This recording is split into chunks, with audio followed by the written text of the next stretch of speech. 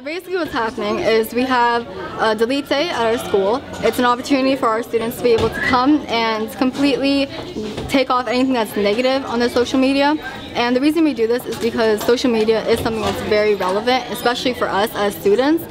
And we feel it's necessary because of the fact that when a student, and I'm talking from a student perspective, when a student sees something that's very negative, it's not going to be something inviting for them when they go on social media or when they start thinking about it their entire day. Because of the fact social media is so relevant, it's going to make them feel very toxic towards themselves. It's not going to make them feel good. It's not going to make them feel like they can, for school, it's not going to make them feel like they can learn. Really, like the main focus of this is if, let's say someone commented something rude or someone said something rude on your page, then you have that opportunity right now to completely take it off.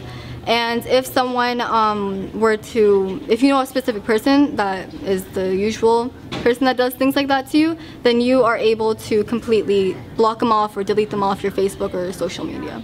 Well, it's necessary, first of all. Last year we ran it, it was very successful, so we decided to do it again this year because, quite frankly, teenagers use social media to communicate with one another more than any other means of communication. There's no picking up the phone anymore and talking to anyone. It's social media.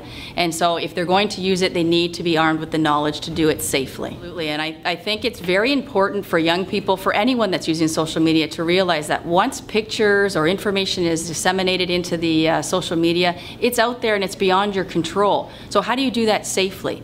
How do you think twice, use your filter before you send messages, before you take pictures that may be inappropriate, that somebody that you might not want to look at is looking at that information? I think it was actually a better turnout than it was last year. A lot of kids came out. There were some great questions in terms of how to get rid of certain material that they had on their profiles that they didn't know was being made public.